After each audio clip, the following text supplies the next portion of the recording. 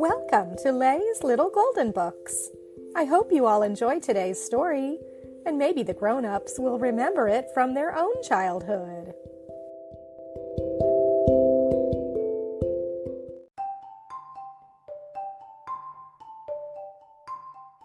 MGM'S Tom and Jerry's Merry Christmas, told by Peter Archer. Adapted by Harvey Eisenberg and Samuel Armstrong.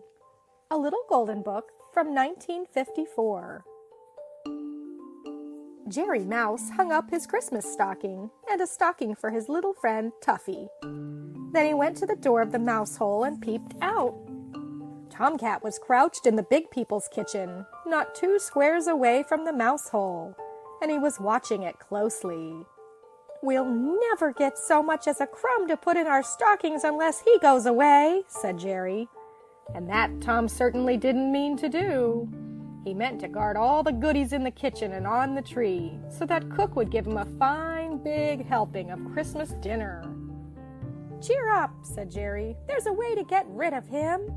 And he ran into the living room and started to saw a new mouse hole door.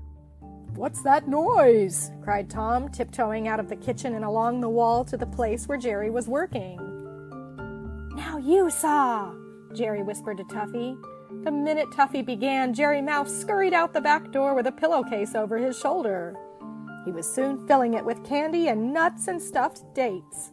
But as he backed past the heaping bowls, he bumped into one filled with cranberry sauce, which was too near the edge. Crash, splash, down to the floor it went. "What was that?" Tom cried. He came racing into the kitchen just in time to see Jerry, bag and all, disappear into the mouse hole. Then Tom saw the cranberry sauce. "If Cook sees that," he moaned, "there'll be no Christmas dinner for me." And little as he liked it, lick, lick, lick, he began to lick up every last bit. While Tom was busy at that, Jerry and Tuffy finished their new door and peeped out at the big people's Christmas tree.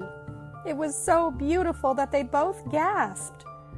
"Oh," sighed Tuffy, "I'd like to have that little horn that's way up near the top." And Jerry squeaked, "I'd like to have that little drum."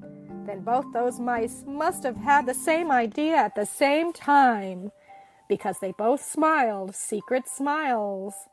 And when Jerry seemed to be sound asleep, Tuffy went tiptoeing out the back door.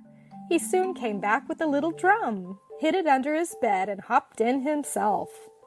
He squeezed his eyes shut and snored away as if he'd been there all the time. "Asleep at last," said Jerry, stealing out the front door and up the big people's tree. "Tuffy will have a Merry Christmas anyway," he thought as he unhooked the little horn. But just as Jerry got to the bottom of the tree, whom did he see creeping between him and the mouse hole but his enemy, Tomcat? Poor Jerry, he flattened himself against the trunk, sure that he was done for this time. And then he saw that Tom wasn't even trying to catch him.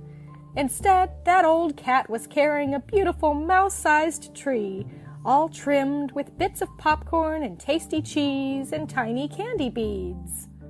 While Jerry watched, he pushed it through their new door and backed away, looking just about as sheepish as a cat ever looked, and murmuring, "Oh well, Christmas comes but once a year." "What do you know about that?" gasped Jerry. He put Tuffy's present under that beautiful little tree and hurried into the bedroom. "Wake up, Tuffy," he said. "Come with me." Then Jerry led Tuffy to their storeroom because it took them both to get out the big, brand-new can of sardines that he had hidden there. Tied with red ribbon and propped against Tom's bowl, it made a most wonderful present. "But why give him a present?" asked Tuffy. Instead of answering, Jerry took him in to see their Christmas tree. "It's from Tomcat. Tomcat gave it to us," he said, "and the horn is from me." Soon the 2 little mice were merrily playing carols. It wasn't long until Tom found his present too. "For me!" he cried. "They got a present for me!" With happy tears in his eyes, he began to purr the same tune that Jerry and Tuffy were playing.